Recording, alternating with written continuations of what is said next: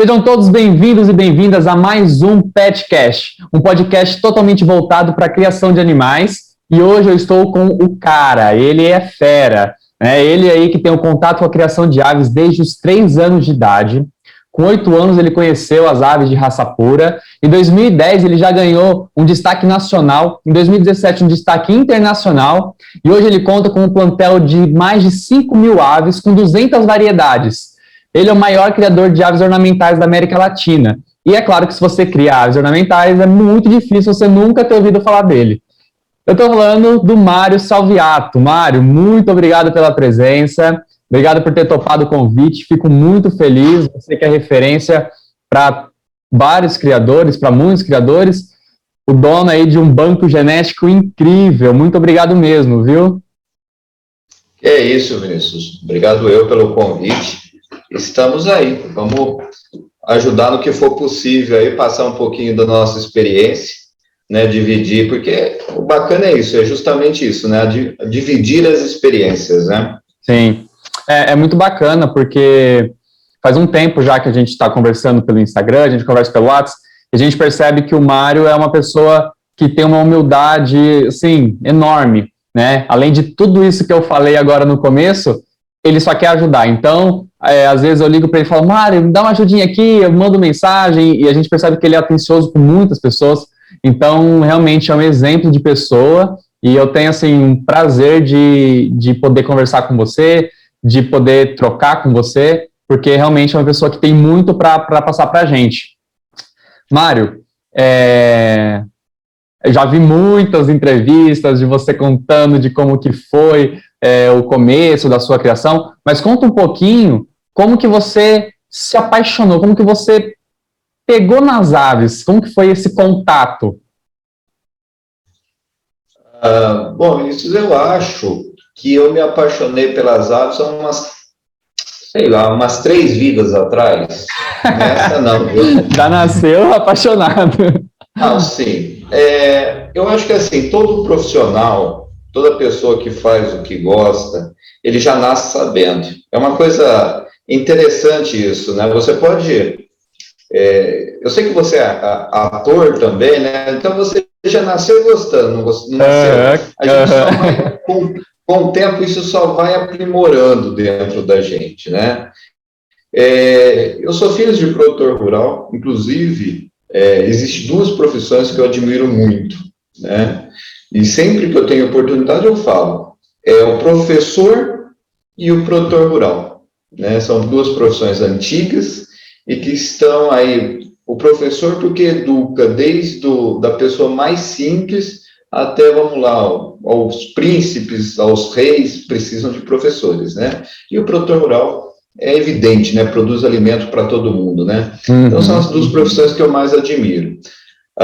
E eu sou filho, né, de produtores rurais e eu tive contato com animais muito cedo, né, desde sempre, desde quando eu me conheço por gente. Agora, acho que o meu primeiro relato, assim, mais evidente, que ficou marcado, é quando eu tinha mais ou menos uns 3 para 4 anos, que eu ganhei 2 filhotinhos de marreco. Na verdade, eram 2 marrecas. Legal. E aquilo lá, cara, aquilo marcou minha vida. Eu achei aqueles bichinhos incríveis, né? Então eu falei, não, é isso aqui, né? E dali para frente, mesmo sem entender direito o que estava acontecendo, parece que você vai trilhando, né? Parece que Deus guia você já vai trilhando o seu caminho. Eu achei muito legal isso que você falou, Mário, da gente já nascer sabendo, porque parece que quando às vezes a gente sabe, a gente duvida, né? Mas a hora que a gente tem o contato com aquela coisa, a gente sente uma coisa e a gente fala, é isso, não podia ser outra coisa, né? Então, eu também acredito muito nisso que você falou, alguns vão chamar de destino, enfim, eu acredito muito nisso, que a gente já nasce com um propósito e quando a gente encontra, a gente vai saber que a gente encontrou. E você encontrou super cedo, ali com 3 anos, né, esse contato, e... Você, Mário, falando o seu pai, né, que te presenteou com esse casalzinho, ele que te apresentou as aves, depois ele te apoiou nessa questão de te mostrando o caminho da criação. Inclusive, ele trabalha até hoje com você, né? Na verdade é o seguinte, vamos lá, vamos nomear certinho as coisas aí. Quem me apresentou foi minha mãe. Ah, legal. Entendeu? Ela que me deu, não foi meu pai. O meu pai, ele tem assim, ele gosta, mas é diferente, sabe? Ele tem uma visão, realmente uma visão de produção, né? Não de ornamentação. Ele acha bonito a ave, que é uma ave de produção. Né? Então, as aves que a gente trabalha, que são aves de produção, meu pai gosta. As aves que a gente trabalha, que são aves mais ornamentais, ele não é muito fã, não. Entendi. Né? E meu pai sempre teve a linha mais voltada para gado, né? É realmente de produção. Ele sempre gostou muito de gado. Então, mas é aquela história, é pai, né? Pai apoia, mãe apoia. Vai embora. Minha mãe não. Minha mãe foi quem de verdade me apoiou muito no início, sempre dando força, né? Então é uma pessoa que eu tenho bastante admiração pela atitude dela com relação à criação do filho, né? Muito bacana. Ô Mário, e quando foi que você começou a entender que você poderia juntar esse amor que você tem pelas aves com uma fonte de renda? Quando você percebeu que as aves poderiam te trazer dinheiro, você poderia começar a viver da criação de aves? Isso eu acho que foi natural, tá? Eu nunca criei pensando em ter lucro. E vou falar para você, Vinícius, até hoje, tá? Eu não crio imaginando que eu vou ter um retorno. Para mim, sempre foi uma criação, ela foi um gosto, um querer, sabe? Inclusive tem uma situação muito interessante. Eu acho que eu tinha uns 12, 13 anos, eu fui até a Fazenda Visconde, que foi uma grande inspiração na minha vida. A minha visita na Fazenda Visconde, eu tinha 8 anos, a primeira vez que eu estive lá. Ela abriu o meu horizonte. Depois, as outras visitas, as outras compras que eu fiz lá, que me fez entender o que era criação, né? E, assim, eles tinham uma diversidade fantástica, né? O pessoal mais antigo que gosta de criação da minha época lembra muito. Você, eu acredito que não chegou a conhecer a época gloriosa da Fazenda Visconde aqui de São Paulo. No Brasil, ela foi uma grande referência, né? E eu cheguei a conhecer o dono da fazenda, nós temos uma certa amizade, né? E, enfim, eu aprendi muito ali dentro. E quando eu tinha uns 13 anos, mais ou menos, eu sempre gosto de contar esse fato, porque tem muita gente que eu acho que vivencia algo parecido. Nós fomos até a fazenda, naquele ano eu pedi de presente um casal de galinha para os meus pais, de Natal, eles foram lá, compraram o casal de galinha que eu pedi e tal, eu vim embora com as galinhas, feliz da vida, né? Comecei a reproduzir. No primeiro ano, tirei vários filhotes, né? Era um casal de conchitina amarela. Aves lindíssimas, né?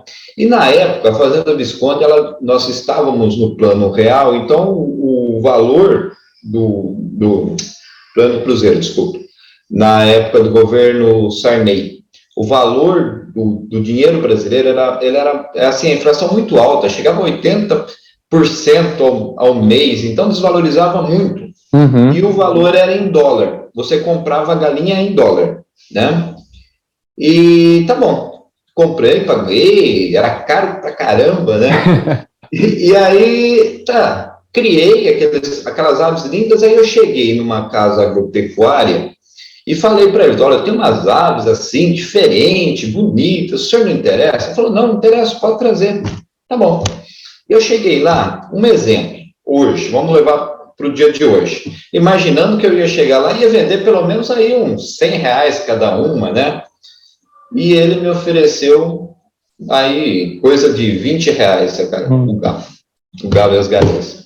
Bom, o que eu fiz? Peguei todas as minhas asas, botei debaixo do braço e fui embora. Falei, não, eu não paguei tão caro para vender tão barato. Eu largo lá, como, mas eu não vou vender. E assim, e realmente, por isso que eu falo para você, eu nunca visei ter lucro. Eu criava e continuei a fazenda. Eu selecionava as galinhas caipiras, eu selecionava a cor, o tipo de crista, a variedade, cor de pele, sabe? Então, Aham. eu sempre gostei muito dessa questão da seleção. Muito legal. Ô, Mário, você falou da Fazenda Visconde. Eu já ouvi falar muito bem, mas realmente, eu acredito que eu não peguei, assim, a fase... Eu comecei há pouquíssimo tempo, né? Comparado a você, há pouquíssimo tempo. Mas já ouvi falar muito bem, e essa era uma das perguntas, eu ia falar, quem que te inspirou, né, a criação, e muito legal saber que foram eles, né? E isso que você falou é muito, muito, muito legal, né? Essa história, o primeiro contato, o presente, né? Você falou de Natal, pedir um casal. Eu tive uma situação parecida com essa nesse Natal agora passado, onde uma moça me ligou e falou: Vinícius, eu preciso de um casal de Brahma Dark. E eu só tinha um casal. Eu pedi, o meu sobrinho escreveu na carta do Papai Noel e o Papai Noel não vai trazer, porque eu não encontro.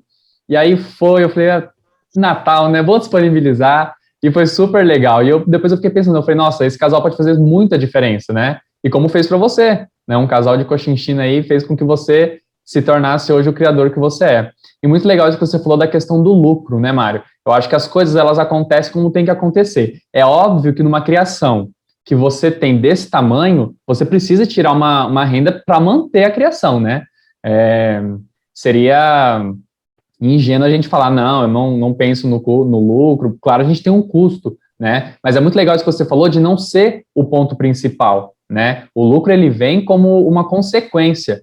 E isso é muito legal, acho que você pode até aconselhar as pessoas que estão querendo e têm essa visão de criar comercialmente, de que o lucro vem, é bacana, mas tem o custo, né? Agora, nessa pandemia, por exemplo, a ração tá um absurdo. Como que você está conseguindo lidar com isso? Perguntinha difícil, hein?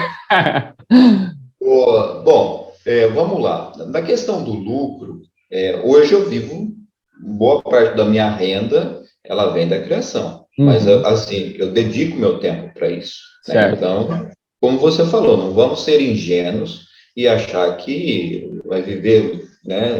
Eu não sou milionário, não vivo, né? Então, Uhum, assim, agora, existem duas situações. E isso eu acho muito importante que as pessoas, antes de iniciar a criação, eles têm que ter muito isso em mente, né? O que eu quero? Eu quero ter uma criação para mim ter lucro, eu quero ganhar dinheiro com isso, ou eu gosto? Parece uma pergunta meio simples, né? Mas é importante. Por quê? Olha, eu quero ter lucro com a avicultura. Muito bem, tudo bem, concordo. Vamos então para esse caminho. Qual que é o caminho industrial? Montar granja comercial, vender ovo para consumo, frango, criar frango de corte, tanto orgânico, caipira, é essa linha. uhum, Você vai ter um comércio mesmo em relação a isso. Agora, se você imagina, você gosta, não, eu gosto da ave ornamental, eu vou me dedicar nisso, aí é um outro caminho. Por que eu falo isso? Porque a ave ornamental, Vinícius, ela dá muito mais trabalho. Existe uma série de situações que você tem que ter, você cria, você sabe disso. Ele não é uma galinha que você vai ter que soltar lá. uhum, Tanto é que em 2010, não sei, agora não vou me lembrar bem, se foi 2008, 2010 mais ou menos, eu entrei com um pedido para o registro do meu criatório. E o próprio Ministério de Abastecimento e de Agropecuária aqui do Brasil, ele não tinha conhecimento como ele iria me registrar, porque não existia outro criatório de aves ornamentais, de galinhas ornamentais. O que uhum. tinha só era avoseiro, bisavoseiro, frango matrizeiro, frango de corte, frango de postura. Não tinha ornamentação. Então, houve uma mudança na lei em 2017, que permitiu o registro do meu criatório. Mas, assim, o que significa?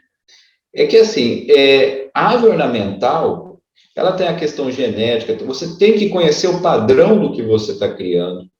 A primeira coisa, às vezes a pessoa fala, eu gostaria de começar a criar 10 raças. Tudo bem, beleza, comece a criar 10 raças. Estude primeiro essas 10 raças. Antes de você comprar um ovo, você estude. Procure entender o que você vai criar. Procure entender o padrão dessa ave, as dificuldades que você vai encontrar, o material genético dessa ave que existe no Brasil disponível, o padrão do Brasil e o padrão internacional. Porque tem isso daí. Às vezes a pessoa acha que vai comprar algo aqui com o mesmo padrão, por exemplo, que você vai comprar na Europa. E aí a pessoa se decepciona. A frustração A pessoa imagina, não é? Você imagina, por exemplo, vamos lá, vamos trazer para a nossa realidade. Você imagina o seguinte, eu quero começar uma criação de Orpton. Eu vou ver os Orptons da Inglaterra. São os melhores Orptons que tem no mundo em padrão, né? São aves perfeitas. Existem 2 fatores lá que fazem essas aves serem perfeitas. Um é o fator genético, a seleção, o levar a sério aquela criação. O outro, o clima. O clima influencia. Aí você pega e compra ovos de Orpton lá do Nordeste. Calorzão tremendo. As aves, elas ergueram a saia, porque naturalmente, com o passar do tempo, há mutação. E a galinha, ela sofre uma mutação muito rápida. Por quê? A reprodução dela é rápida, certo? Então, assim, você pega um Orpton que praticamente a saia dele na Europa é como se fosse uma Brahma, uma conchinchina, parece que tem pena no pé, de tanta pena que tem na parte de baixo. Se você pegar uma ave brasileira, principalmente de clima tropical, da região mais quente do país, a saia subiu, é quase um gigante negro, por exemplo, um Orpton negro, é quase um gigante negro. A perna fica toda pelada, né? Exatamente, porque é natural. A ave cria essa defesa, né? Então, assim, você conhecendo, a primeira coisa é conhecer, ó. Então, eu tenho que conhecer as aves que eu vou criar. Eu vou conhecer o clima que eu estou. Eu vou conhecer o padrão que eu vou ter aqui no país, né? É a mesma coisa você levar um índio gigante para a Europa. A adaptação dele lá é muito difícil, né? Então, isso que você falou é muito importante, porque para quem quer adquirir, né? A sedosa, eu acho que é um caso, assim, ótimo para dar esse exemplo. As pessoas procuram na internet, sedosa do Japão, aparece lá aquelas coisas lindas. Não são brasileiras, e aqui, por mais que a gente selecione, por mais que a gente tente chegar próximo àquilo, é muito complicado, né? Então, assim, isso aí eu que também queria até saber de você. Quanto você acha que o Brasil está atrás de outros países em questão genética? Você que tem uma variedade enorme, você acha que o Brasil está muito, muito atrasado? Questão genética, não. Não. Questão genética, não. É o que você disse. A gente tem que entender o que a gente está fazendo. Isso sim. O criador de ave ornamental no Brasil, ele é muito sem preparo. É isso daí. Nem você citou, por exemplo, você citou o caso da sedosa do Japão. Vinícius, você sabe quantas gerações as mesmas aves permanecem com a mesma família no Japão? Não. Tá. Existem aves que são criadas pelas mesmas famílias há 300, 400 anos. Nossa. Nossa! Não é? E aí você vai comparar a sua ave com essa como, meu amigo? Selecionando há 5 anos, né? Vamos lá dizer, jogando alto ainda, porque é difícil quem segura 5 anos a mesma família, né? Hoje o Japão mudou muito, mas o Japão, ele tem é a mesma filosofia da criação de galinha, de raça pura, como, por exemplo, do bonsai, Uhum. né? Eles ficam lá cuidando daquelas arvorezinhas lá a vida inteira. Aquilo faz parte da história do povo japonês. Se você pegar o fênix faz parte da história do povo japonês. As sedosas, o chamo, eles fazem parte. São anos. Morre o pai, o filho assume, vem o neto, o bisneto, o tataraneto. Quer dizer, aquilo é uma herança, mas não é Uhum. herança material, que o entendimento deles é outro. Então, assim, logicamente que a gente não vai conseguir isso aqui dessa forma. Como aí na Europa já é diferente, né?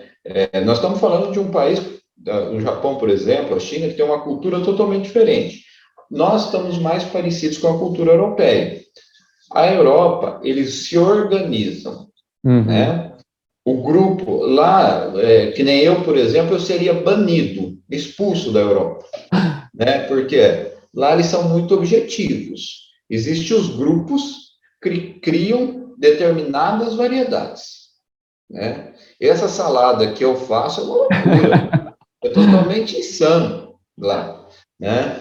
Por quê? O que acontece? Por exemplo, vamos citar um exemplo que a Holanda, ela é campeã, o Wyandotte.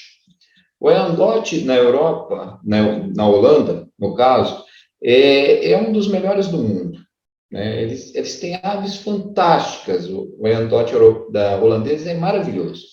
Mas o que acontece? Primeiro, existe o grupo, o clube do Wyandotte, Uhum. né? Lá, eles criam, assim, por exemplo, 700 aves. Dessas 700 aves, o primeiro descarte é quando nasce. E assim, quando eu falo descarte, é descarte mesmo. É pegar o pintinho e arrancar o pescoço. Uhum. É totalmente racional. Isso daqui não me serve. Vai ser eliminado por quê? Senão pode trazer filho ruim lá na frente. Aí, segundo descarte, quando eles começam a empenar, eles já vão vendo a questão das penas, da formação do laceado nas penas. Terceiro descarte, quando está lá por volta de uns 3, 4 meses, já está com a pena mais definida. Quarto descarte, e vai assim vai, Sim. né? Então, aí de 700 aves, sobra umas 30, 40 aves no máximo. Agora, você com preço de milho a R$ 120 o saco, você vai fazer um negócio desse? Impossível. É possível. A nossa realidade ela é muito diferente. Uhum. Então, quer dizer, nós temos o material genético. Agora, a forma como nós trabalhamos é muito mais complexa, Uhum. né? Então, a gente teria que mudar muito essa questão da forma de trabalhar, Sim. né? Eu acredito que quando o Brasil tiver associações, pessoas sérias, né, comprometidas com uma associação, ter essa visão do cooperativismo, da associação, do que, ó, eu estou junto com o Vinícius, ele é meu parceiro, ele não é meu concorrente, né? Eu acho que nós já até conversamos sobre isso, né? Uhum. Que, infelizmente, o brasileiro, nessa parte, ele tem uma visão muito, muito estreita, Sim. né? Eu tenho um material genético riquíssimo aqui. Só que se você não tiver, o rapaz lá do Rio Grande do Sul não tiver, o rapaz lá de Minas não tiver, eu estou sozinho, eu não duro muito tempo. Eu preciso de vocês, Uhum. como vocês precisam de mim, né? Porque a diversidade genética, mesmo num sangue fechado, como é a de uma raça pura, a diversidade genética tem que existir. Eu tenho que ir atrás de uma polonesa ou de uma sedosa sua para estar colocando aqui, para estar dando uma melhorada no sangue, né? Quando se fala em cruzamento entre cores, o brasileiro se assusta, fala, nossa, é árvore que você está cruzando. Não, o cruzamento entre cores de forma racional, ele é muito bem-vindo na criação de raça pura. Ele é necessário, né? Você cruza aves de cores diferentes de uma forma planejada. Uhum. Lógico, na primeira, segunda geração você vai ter uma complicaçãozinha, porque você vai ter aves que vão sair de cores diferentes do que você planejou. Aí Certo. já na terceira geração em diante já volta. E isso é um trabalho, leva 1 ano, 2 anos, que Uhum. você tem que estar fazendo. Porque senão, o que acontece? Acontece o que acontece em muitas criações de Brahma, por exemplo. Ah, eu tenho a Brahma Light há 10 anos. São as mesmas Brahmas Lights. Só que assim, ela já virou quase um garnizé, Refina, né? né? Então, vai ficando uma ave miúda, uma ave com baixo peso, que sai fora do padrão. Ela pode ter a cor perfeita, pode ter a crista perfeita, ela pode. Tá, maravilha. Vamos pesar a sua ave para ver se ela está dentro do padrão? Acabou. Vamos Uhum. medir a sua ave para ver se ela está no padrão? Tá. Então, há essa necessidade, Vinícius. Eu acho que quando os criadores realmente entenderem que tem que ser feita uma grande união de criação e parar de um se ver como concorrente ali, a coisa melhora bastante. Você falou, assim, muitas coisas importantes. Primeiro, voltando um pouquinho, a questão que você falou do cuidado, né, de selecionar. Eu acho que o brasileiro, no geral, a gente está acostumado com a criação de galinha caipira, que a gente solta tudo no terreiro, colhe os ovos e põe para chocar. Eu vejo muita gente criando as ornamentais assim. E, assim, a gente fala, tá tudo bem, legal. Só que, na minha visão, há um atraso, né, na evolução para que o Brasil chegue num lugar de seleção mesmo, né? Um atraso, porque vai misturando raças, tal. E eu acho que quando a gente consegue encontrar criadores que faz nessa seleção, mesmo assim, ainda é muito pequeno perto disso que você falou, né? Eu sabia dos bonsais, não sabia das aves, por exemplo, que passava de geração para geração, muito interessante isso.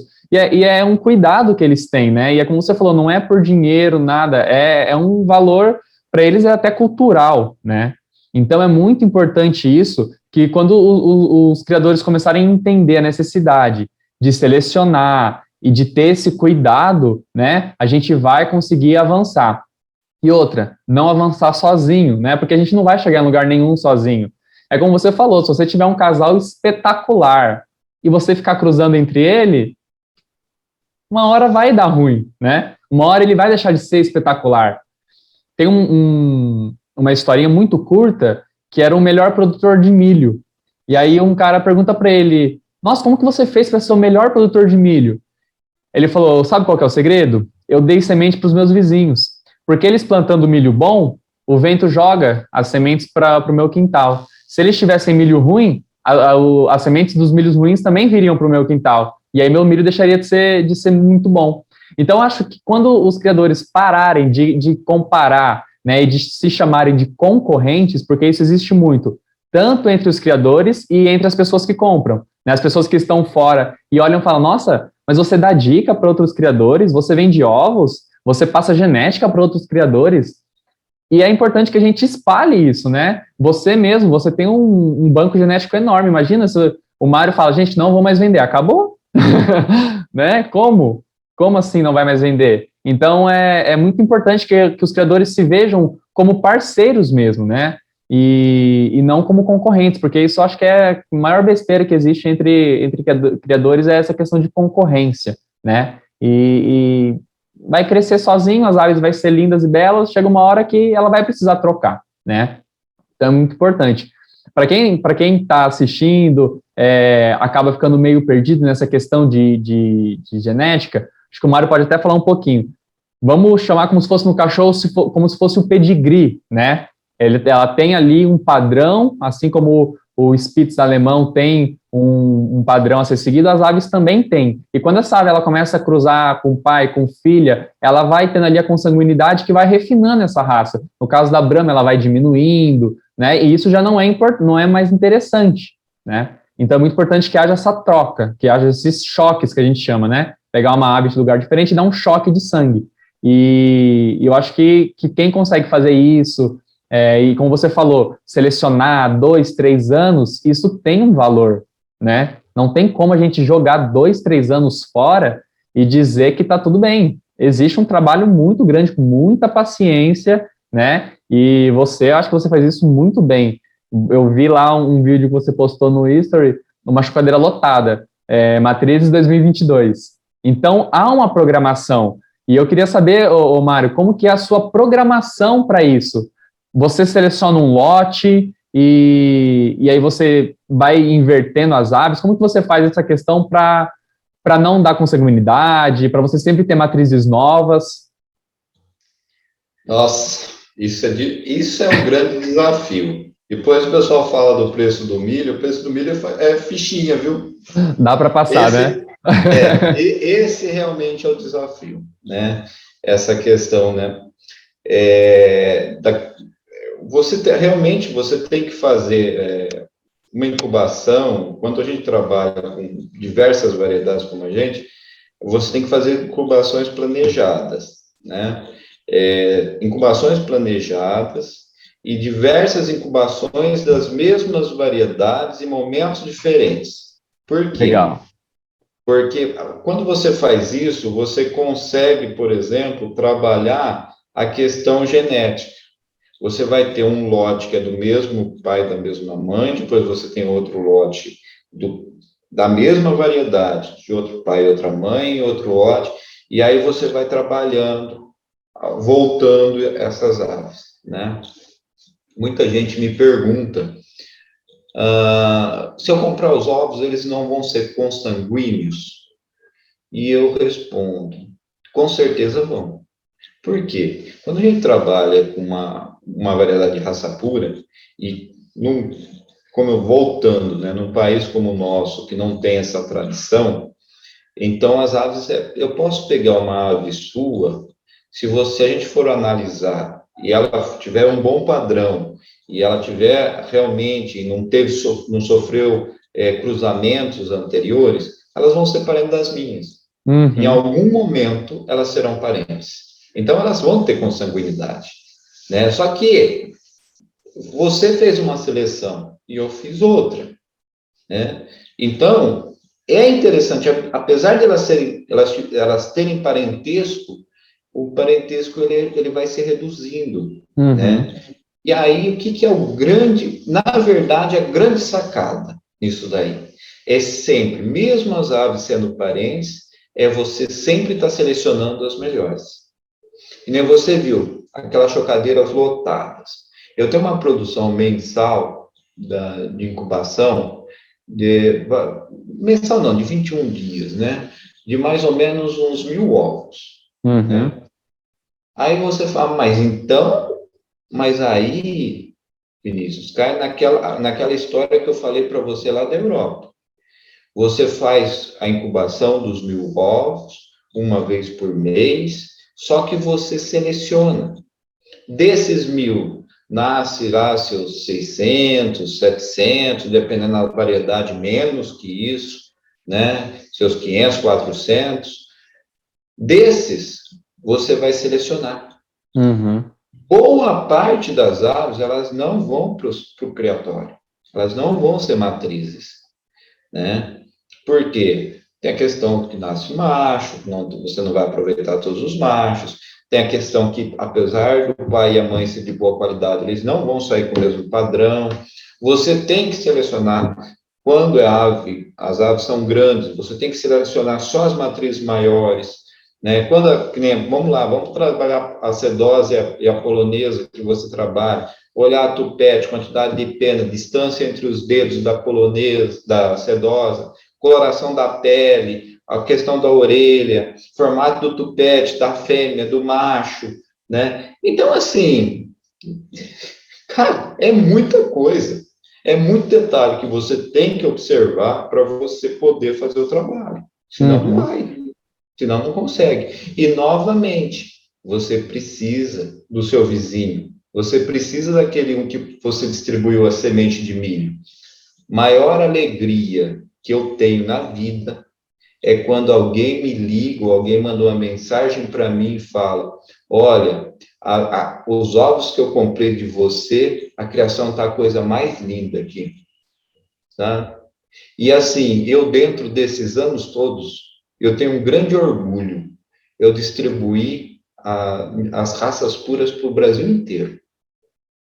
Em qualquer lugar do Brasil, tem alguma coisa minha lá. Pode ser boa ou ser ruim, mas tem alguma coisa.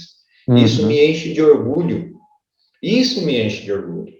Ah, lógico, eu ia olhar minhas aves, eu gosto muito, mas você poder dividir um pouquinho a alegria. Porque, como eu disse para você lá no começo da nossa conversa, Vinícius, eu comprei as minhas primeiras aves e eu paguei em dólar. Eu sei a dificuldade, eu sei o tanto que eu queria, porque eu queria levar a fazenda inteira para minha casa. Só que não dava, não tinha condições. As aves eram muito caras.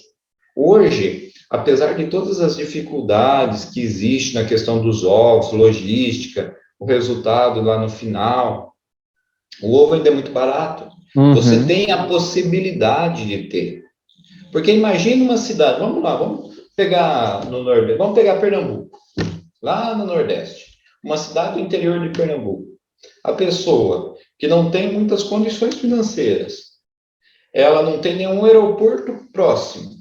Um casal de ave para você mandar por via aérea no Brasil é uma fortuna, é um absurdo, é um roubo Uhum. isso daí, né?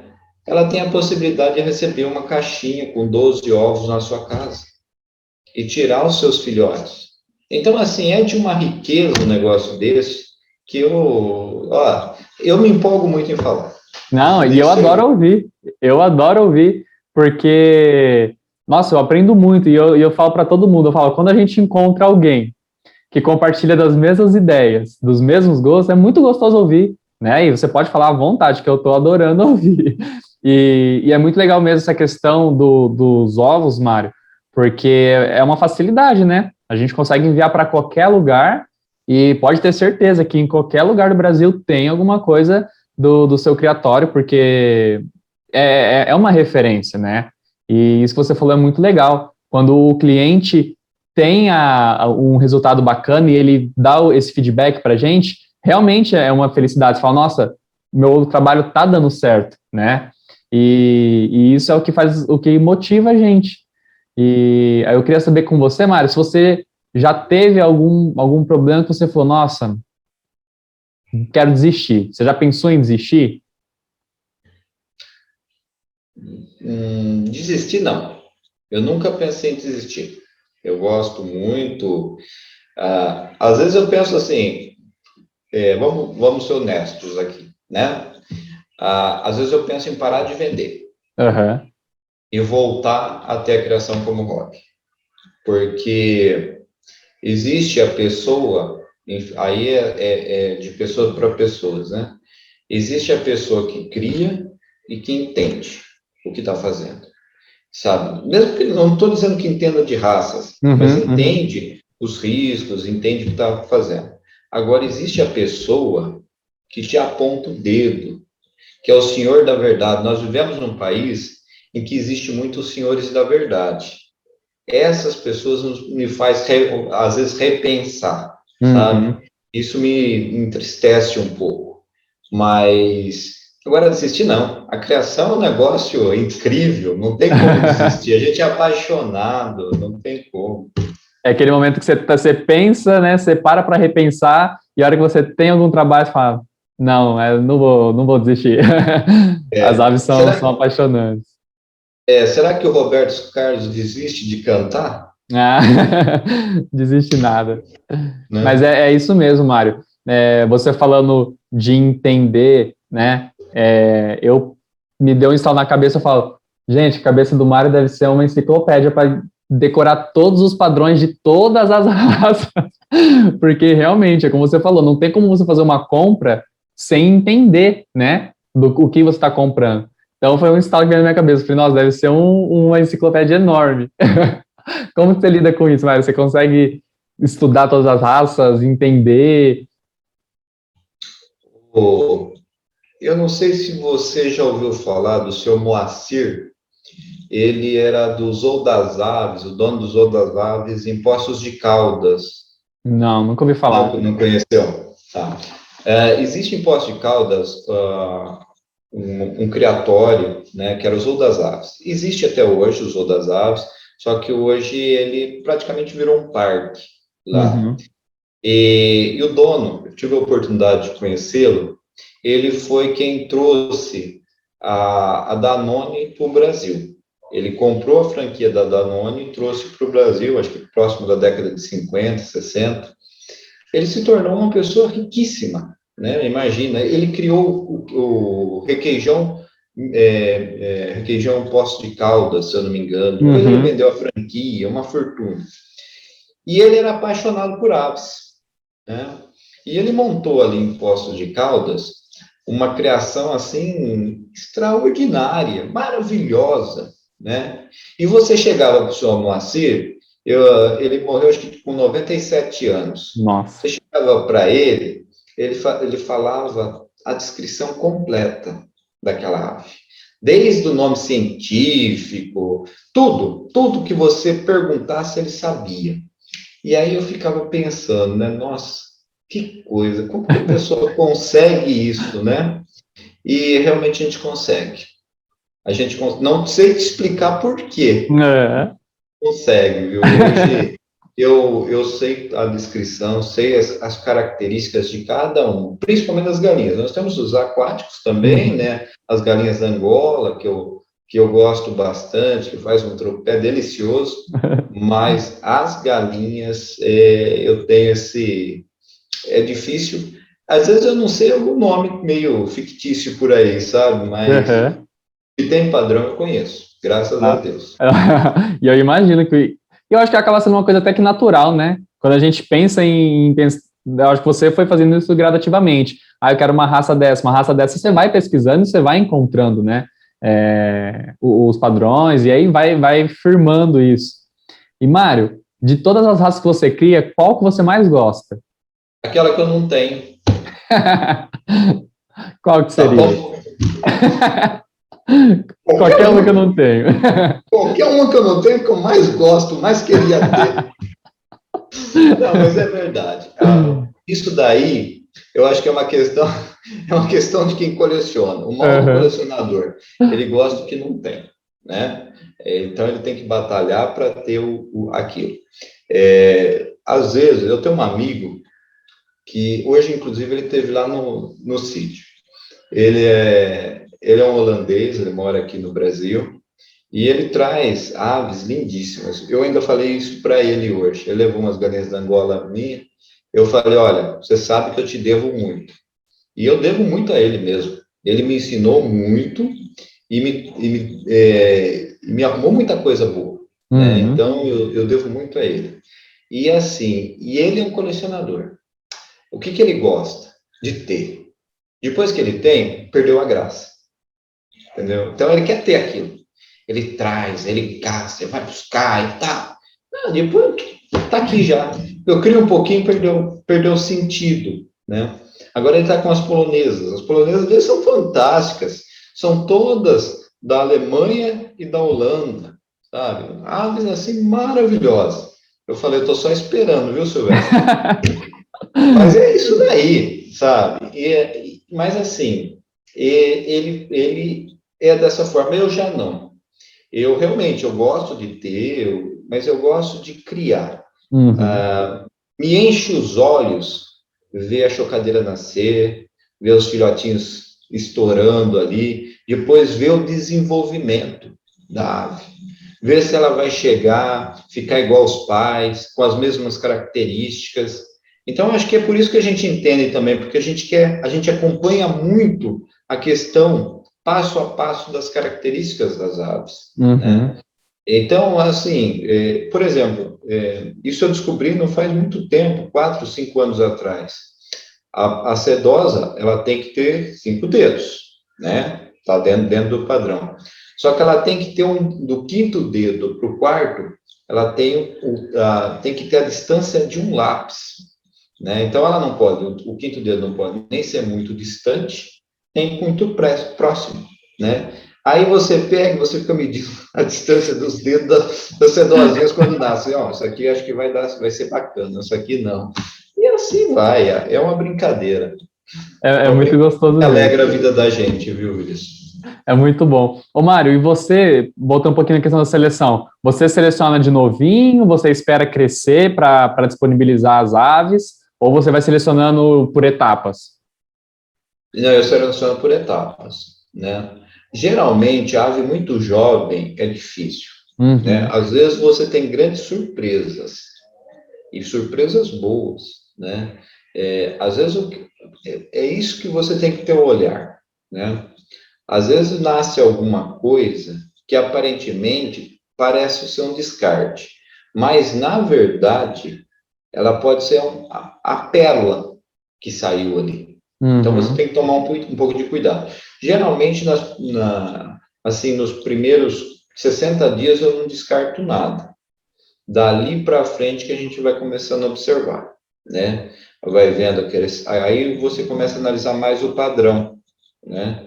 Então, geralmente depois dos 60 dias. E certeza mesmo, assim, para quem não tem muita prática, a certeza do descarte é a partir do terceiro, quarto mês mesmo, né? Que aí Já você está tudo consegue formado, definir né? bem. Aí Uhum. você consegue definir bem. Eu acho, no caso, assim, das sedosas, eu acho que a única coisa que dá para descartar muito novo é a questão da pele, né? Se sair com uma pele mais clara. No meu caso, que que crio bastante sedosa. Do restante é o que você falou. A gente tem surpresas, né? Às vezes a gente tenta selecionar a quantidade de topete de osso, mas mesmo que tenha o topete de pena, às vezes ela se destaca super, né? E eu acho isso muito legal, porque é um processo, pelo menos, não sei se você tem alguma ajuda para fazer essa seleção, mas é um processo que você vai com você mesmo e falando, não, eu acho que eu vou acertar nessa, eu aposto nessa, né? Essa daqui eu acho que. Então é muito legal quando dá certo, quando você seleciona e você acerta, fala, não, realmente, eu chutei que ia dar certo essa daqui e realmente foi. Então, é um processo de criador mesmo que é uma satisfação mensal, né? Cada mês você tem uma satisfação, tem ali as suas derrotas, né? Antes de começar, eu falei, Mário, tá tudo certo? Fora os problemas, tudo certo. E sempre tem os problemas, né? Não tem jeito. Mas eu acho que a felicidade, né, que a criação traz pra gente é sempre maior, né? Sempre maior do que as coisas ruins. E eu fico imaginando, Mário, o tempo que você falou no começo, né? Que você dedica o seu tempo para isso. E eu imagino o valor que deve ser o tempo, né? O tempo que você dedica para a criação das aves.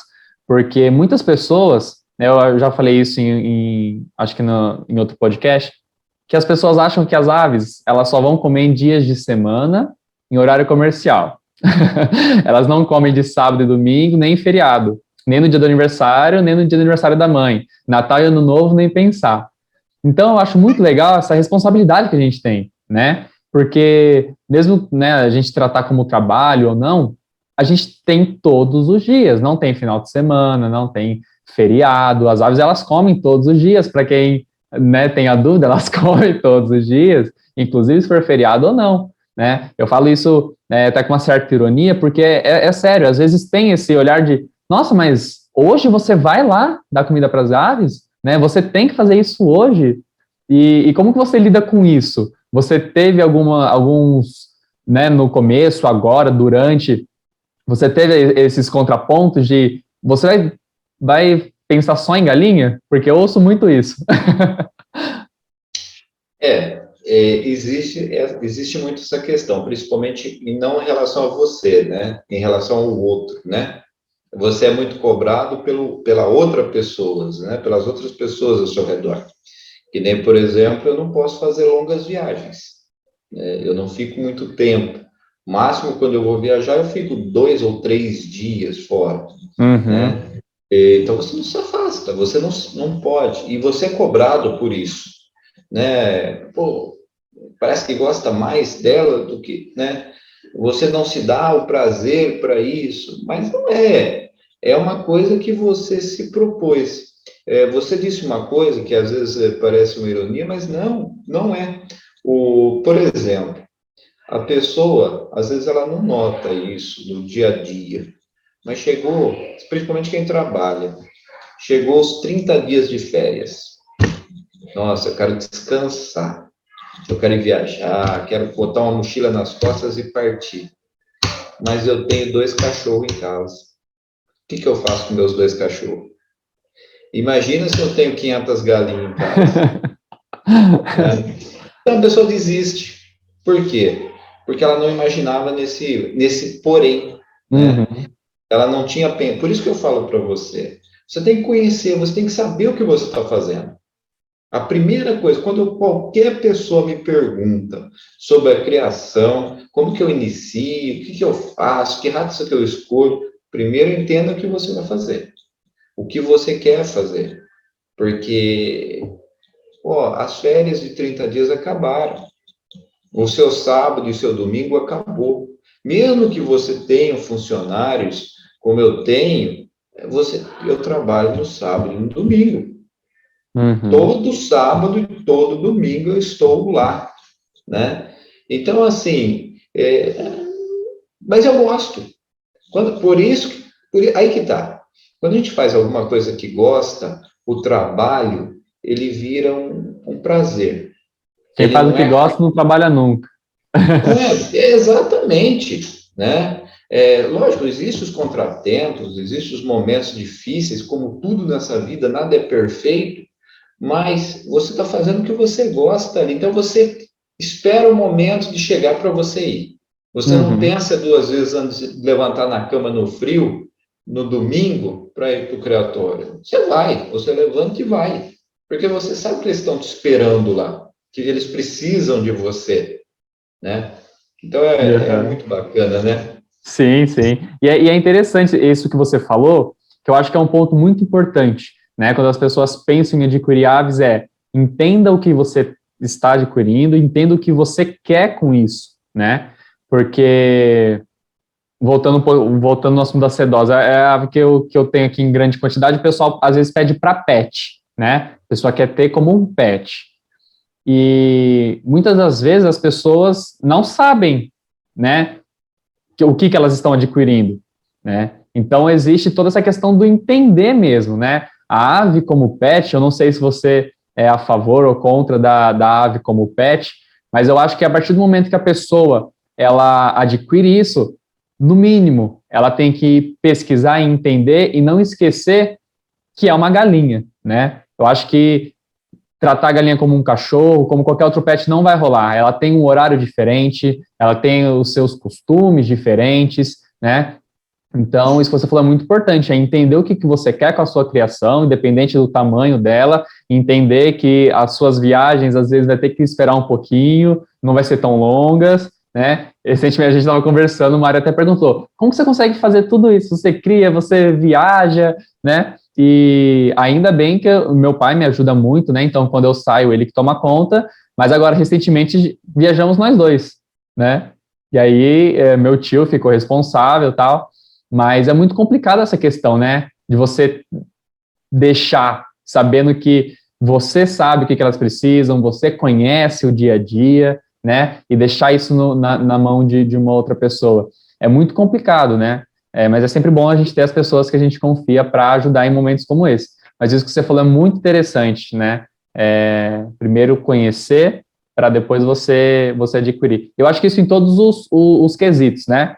Conhecer o que você quer, conhecer o padrão, conhecer o comportamento, para você também poder propiciar um bem-estar para essa ave. Eu fiz uma pergunta e eu queria voltar nela. Como que você vê, Mara, a questão da criação para galinhas como pet? Qual a sua visão sobre isso? Bom, fez uma colocação muito boa. Por exemplo, vamos trazer para os outros animais, né? Você resolve comprar um filhote de pastor, né? Você pega aquele filhotinho, meu Deus, é a coisa mais linda do mundo. Você bota dentro da sua casa, em cima da sua cama, tá lá. Você abraça, você beija, só que o filhote de pastor cresce. Ele vira um cavalo dentro da sua casa. O filhote de pastor, ele precisa de um quintal significativo. Você tem que dar pelo menos meia hora todos os dias, 2 vezes por dia, com a volta com ele na cidade, ou em algum espaço que você possa estar fazendo, né? E assim mesmo, ele vira um cachorro insuportável, principalmente quando é adolescente. né? Ele vai querer destruir tudo. A pessoa para e pensa, pelo amor de Deus, o que que eu fiz? Que monstro que eu estou criando dentro da minha casa, né? E assim, é a mesma coisa. Às vezes a pessoa, ela procura, por exemplo, a sedosa. Na minha opinião, é o rei dos pets. A sedosa é a ave perfeita, ela foi feita para isso, tá? Se alguém pensa num pet, é sedosa. Não existe um melhor. Eu, pessoalmente, eu gosto de aves bravas, né? Para mim, a ave, quanto mais brava, melhor. Se eu fosse ter um pet, eu queria ter um Old-Game, aqueles baixinhos que saem arrebentando tudo. Mas a maioria das pessoas não pensa, tá? Então, você quer uma ave calma, uma ave mansa, uma ave tranquila, a sedosa. Porém, é exatamente isso que você disse. Você está adquirindo uma responsabilidade. Meu pai diz o seguinte: se você tiver um cachorro para puxar para o rabo, você tem um problema. Se você tiver 2 cachorros, você tem 2 problemas. E é bem isso, né? Adquira a responsabilidade. Eu estou adquirindo a responsabilidade. E aí vem, com a minha responsabilidade, vem a ave, né? Então, eu acho muito viável, sou muito favorável a isso, né? Não, nada contra os cachorros, mas se você não guarda um cachorro no fundo da sua casa, se você tiver 3 galinhas Legorne, você nunca mais compra ovo, tá? E fica muito mais barato, porque a ração de galinha ainda é muito mais barata que a ração de cachorro. E assim, mas tirando as brincadeiras de lado, eu acho super viável, né? Elas são, diferente do que as pessoas imaginam, a galinha, elas interagem muito com a gente também. Você chegado, você tratar. Lógico que ela não vai ser igual um gato que vem passando. Eu nunca vi uma galinha ficar arrastando na perna, mas eu não sei se você tem alguma aí assim, mas eu nunca tive aqui. O máximo que ela vem, o galinho bater umas esporas na perna da gente. Isso tem. Tem bastante. Mas assim, ela não tem essa reação, mas ela tem a reação de você ir, de você chamar, dela conversar com você, né, na hora da alimentação, porque assim acontece, principalmente quando você tem poucas aves, e só você trata, só você cuida, você chega, você conversa com elas te respondem. Então, assim, é muito bacana. A interação, as crianças com o pintinho, principalmente com as fêmeas. O macho é um pouquinho mais complicado, mas com as fêmeas é muito grande. Você vê uma galinha chocando. Quer dizer, tem N situações e é muito divertido. Né? E assim, o mercado pet, ele praticamente nem existe no Brasil ainda, né? Eu acredito muito nisso, nesse mercado. Novamente, eu às vezes falo, mas Mário, você cita muito a Europa, porque a Europa, na avicultura ornamental, ela tem um planejamento muito interessante. Lá, você tem no quintal das casas, no jardim das casas, aqueles galinheiros, parece umas casas de cachorro grande, muito bem feita, né? A pessoa cria Brahma, cria Orton, cria Conchinchina como pets. Então, tem um casal, um terno, só para embelezar, para que chegue uma visita e olhe aquelas aves lindas, né? Eles vão nas exposições, pagam fortunas para ter uma ave de um padrão bacana, para enfeitar o seu quintal, para enfeitar o seu jardim, né? Então, e aqui não, aqui ainda, isso fora o Otávio Mesquita, que levou umas polonesa minha para lá, né? É raro quem se interessa. Eu já tive clientes que levaram, que eu tive uma senhora em Campos do Jordão, por exemplo, ela construía as casinhas, parecia casinha de boneca, os galinheiros. Ela fazia um planejamento assim fantástico, mas são poucas as pessoas. Tem um caso de um rapaz, ele comprou 2 galos de 2 filhotes, só que ele queria 2 machos de Leghorn branca para criar no apartamento. De vez em quando ele me manda as fotos, manda os vídeos, tá lá os 2 galos. Aí um galo briga com o outro, o que ele faz? Tem uma sacada, um fica na sacada, o outro fica lá dentro. Eu fico imaginando que não deve ser muito interessante, né? Mas ele gosta, ele aquilo é o máximo, né? Então, eu acho que ainda falta bastante, mas com o Uhum. tempo isso vai mudar. Com o tempo Vai, isso vai vai sim. mudar. Eu vou te contar rapidinho, Vinícius, uma história que me aconteceu, isso já há uns 10 anos atrás.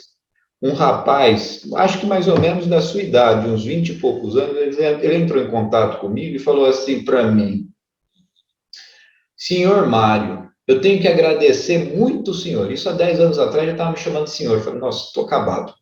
Aí ele falou assim: olha, antes, quem criava galinha era vagabundo. Agora, depois que o senhor começou a fazer essas reportagens, sair para lá, para cá, a gente está ganhando títulos, a gente está ganhando nome. Eu falei, nossa, que bacana, né? Então, eu acho que assim, com certeza, nós vamos ainda ver muitas mudanças positivas nesse setor. Eu Uhum. acredito muito nisso, tá? Às vezes a gente está passando, a gente brinca, mas nós estamos passando um momento muito difícil, né? Mas eu acredito que depois que a gente passar essa fase,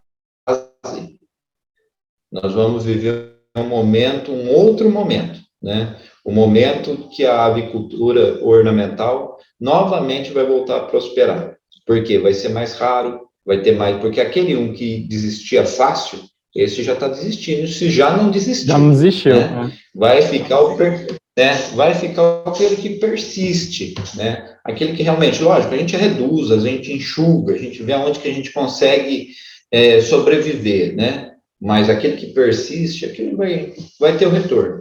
Uhum. É. Isso que você falou é muito legal. Eu também sou totalmente a favor das galinhas como pet, principalmente sedosa. Tem alguns clientes que pegam assim de novinho e até hoje me mandam foto do desenvolvimento. Eu acho que a criança, quando ela está em relação com os animais, ela cresce totalmente diferente. É isso que você falou, vem a responsabilidade junto, ela sabe que ela tem que acordar cedo para dar a ração, para trocar água, e a criança ela cresce responsável, né? Ela cresce com um outro tipo de pensamento. Então, isso é muito interessante. E eu também acredito muito nesse mercado pet. Eu acho que as pessoas estão começando a mudar agora o pensamento, a gente, né, começa a perceber alguns animais diferentes começando a entrar na casa das pessoas, né? Algumas febres, mini porco, as mini cabras que a gente tanto ama, as cobras, né? Cobras tá, o pessoal tá aumentando bastante. Então, acho que realmente existem, sim, uma infinidade de animais que podem ser, né, pets, que se dão bem em casa, e as galinhas não ficam fora, né? As sedosas mesmo são super indicadas para isso, e realmente, né, essa questão da mensagem que o menino te mandou, eu faço as palavras dele as minhas, porque eu acho que não tem nenhum criador hoje que está persistindo que não viu uma reportagem sua e se sentiu abraçado, que não se sentiu inspirado e fala, nossa, olha onde ele chegou, olha a criação dele, a história dele, né? E não se inspirar. Acho que não tem como. A gente ouve muitas coisas, tem muitas opções, muitas opiniões diversas, como você falou, tem os que inspiram, tem os que deixam a gente para baixo. Isso aí eu acredito que vai ter, a gente tem que saber selecionar, né, o que a gente quer ouvir, o que a gente quer abstrair, né? Então, eu acho que é muito importante. E eu faço as palavras deles as minhas, porque, realmente, eu acho que depois que você... Acho que você foi um pioneiro nessa questão de... Foi não, né? Você... Acho não, você foi, que você correu atrás do registro. Eu acho que a partir daí, as pessoas conseguiram se registrar os criatórios ornamentais para conseguir fazer envios, mesmo sendo um absurdo, como você falou, né? É uma coisa muito interessante. Então, acho assim que os criadores devem muito ao Mário Salviato, porque você realmente foi um pioneiro nessa questão de trazer as ornamentais como uma criação comercial mesmo. Realmente, a gente tem que valorizar, né? Uhum. Eu acho que a gente tem que valorizar nossas ideias, nós temos que valorizar nosso trabalho, acreditar, né? Não deixar que as pessoas nos coloquem para baixo, né? Eu gosto de contar essa história da casa agropecuária, que eu peguei as minhas galinhas, botei debaixo do braço e ia embora, justamente por conta disso. Eu poderia ter me desanimado naquele momento, mas eu não desanimei. Eu falei, não, eu vou continuar. Eu tenho que dar valor no que eu gosto, porque se eu não der valor no que eu gosto, não é você que vai dar, Uhum. não é? Então, o mais importante é isso, né? E que nem você falou, eu acho que cada vez mais as coisas vão se abrindo. Primeiro que a mente nossa, ela vai mudando, né? O ser humano, ele está numa constante evolução, né? Então, se você imaginar, eu sempre costumo citar três fatos políticos, né, marcantes nos últimos 200 anos de grande mudança, né? Que assim, e acredito que isso tem que ser levado para a vida da gente. Há menos de 200 anos, você escravizava pessoas e achava perfeitamente normal. Há menos de 100 anos, você matava as pessoas por causa da religião, em câmeras de gás, e assim matou milhões de pessoas. Aquilo é inaceitável hoje. Hoje você olha para trás e vê um negócio desse. Eu vi uma reportagem que há menos de 10 anos, o Brasil hoje aceita casamento de pessoas do mesmo sexo. Então, quer dizer, olha o tamanho dos absurdos que a gente vive, Uhum. que a humanidade, pelo que a humanidade passou. Então, se você traz isso para a sua vida, Vinícius, com certeza você vai sentir que nós estamos numa evolução. O que a gente achava retrógrada, ultrapassado, o que a gente vê como algo violento, agressivo, hoje você vê que está no passado. Então, então você vai dizer assim, Mário, você está fazendo uma comparação, por exemplo, da escravidão com a criação de galinha? Não estou fazendo. Mas eu tenho que valorizar as coisas e tenho que acreditar na mudança, Uhum. né? Eu acredito muito na mudança. Eu acreditei numa época em que a criação de ave de raça pura ela estava não tinha muito sentido. Hoje não. Hoje ela movimenta o mercado e ela vai continuar movimentando e vai crescer, né? Como você falou, tem mini porco, mini cabra, isso está crescendo. As pessoas elas querem ter os animais, né? Você citou a mini cabra, eu conheci, eu fui criado no meio de cabras. Para mim esse bicho é incrível, é fantástico. Eu já te falei disso, né? Eu sou apaixonado pelas cabras. Acho um bichinho assim, que cachorro, que nada. Vamos ter no lugar de um cachorro, vamos ter uma cabra e uma galinha, né? É muito divertido. A cabra, então, é um bicho atentado do Demais, tanto, demais. né? É uma delícia, né? E assim, por que não, né? Por que não a gente abrir a cabeça para outras situações, para outros momentos, né? E eu acredito muito nisso, viu? Eu ainda acredito ainda que eu ainda vou ver muita coisa acontecer diferente de forma positiva no nosso país. Eu também acredito e espero, né? Eu acho que quando a gente pensa que a gente está em constante evolução, isso é um acalento para a gente pensar no momento que a gente está, né? Assim como a pandemia, a gente está vendo agora, vacina chegando, a gente estava num momento muito ruim de desesperança, e agora a gente está numa evolução, né? Lenta, lenta, muito lenta, muito lenta. Não deixa de ser uma evolução. Então, acho que tudo na vida é assim, a gente pensar que, como você falou, olha, você falou isso, eu estava pensando hoje, questão de guerra. Eu falei, nossa, há não muito tempo as pessoas se matavam, né? E elas acabam vivendo achando que isso era normal, né? Como você falou, escravidão. Hoje, se a gente pensar numa guerra, parece que é tão distante da gente, né? Se a gente pensar as pessoas se matando e jogando bomba, parece que é uma coisa muito distante, mas não é, né?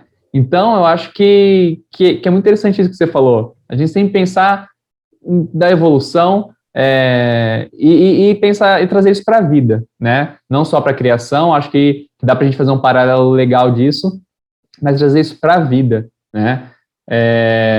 E, nossa, eu tô amando, Mário, acho que a gente tem que fazer parte 2, 3, 4, 5, fazer uma série só com o Mário, porque é uma pessoa que, nossa, é uma pessoa que ensina demais, demais. Ó, passou 1h30, a gente nem percebeu, a conversa fluiu super bem e, nossa, tem muita coisa que eu planejei que a gente não falou e eu quero deixar para uma parte 2 com certeza, porque eu acho que todo mundo vai amar ouvir essas coisas, porque é muito, muito gostoso. Isso eu falo sempre, quando a gente encontra alguém que conversa do que a gente gosta, o assunto vai embora, né? Meu pai fala para todo mundo, fala, aí, é criador de galinha? Senta, vem tomar um café, porque isso aí vai demorar. Começa a falar de galinha, começa a falar de bicho, não para mais. Mas é muito bom, né? E eu acredito que em todo esse tempo você deve ter feito muitas amizades. Sem dúvida, né? Eu acho que é bem isso daí, né? Quando você é criador, você encontra outra pessoa que gosta, o papo rende, vai Uhum. embora, né? É gostoso de ouvir, não parece que faz 1h30, né? Não, não. Mas é muito gostoso. Mário, eu vou encaminhando para o fim. Nossa, tem muita coisa ainda que a gente pode conversar. Fica o convite aí para um parte 2, tá? A gente vai fazer aí a estreia agora nessa semana. Fica o convite para a parte 2, 3, 4, 5. Sinta-se à vontade para vir visitar minhas cabras quando quiser. Já deixei o convite feito há muito tempo. Então pode vir Eu vou sim. mesmo, né? Pode vir sim. E muito obrigado, viu, por ter topado. Muito obrigado por essa troca incrível. Você é uma pessoa assim que abre a mente. Muitas coisas que você falou fez muito sentido para mim. Eu acho que eu até dei uma pescada porque você falando, eu estava raciocinando. Eu falei, nossa, realmente me deu assim uma abertura enorme. E é muito bom a gente ter essas pessoas que aconselham, né? Eu assim comecei ontem, então tudo que agrega para mim, eu estou anotando, tô parando para ouvir. Então, você é uma pessoa que ensina muito, uma pessoa que emana muita energia positiva. Então, gostaria de agradecer muito a sua presença e agradecer muito pela sua humildade de compartilhar toda a sua trajetória, compartilhar todo esse conhecimento com todos os criadores do Brasil, compartilhar a sua genética para todo o Brasil. E muito obrigado. Só isso que eu tenho para dizer mesmo, só agradecer. Que é isso, ministro? Você sabe que eu sou seu fã Ah, número 1, tá? E aí, quando quiser, e ó, assim, eu vou lá tomar o café e ver essas cabras lindas, eu acho incrível, você sabe disso, eu já comentei com você, conhecer a sua criação, e a gente vai bater um papo lá. vem sim. E muito obrigado mais uma vez pelo convite, e a gente tenta, justamente isso, tentar motivar as Uhum. pessoas, né, que acreditem em si, né, e vamos em frente, que a pandemia ela está passando, a gente brevemente vai voltar ao normal, não, porque a água que passou debaixo dessa ponte ela não volta mais, mas vem outras, Ao né? novo normal, né? Exatamente, Vamos descobrir exatamente, juntos um novo normal. exato. É Para a isso, evolução nossa, com certeza. com Tá? certeza. Mário, Né? então, muito obrigado, viu? Espero você para uma próxima. Tá, joia. Até mais. Até mais.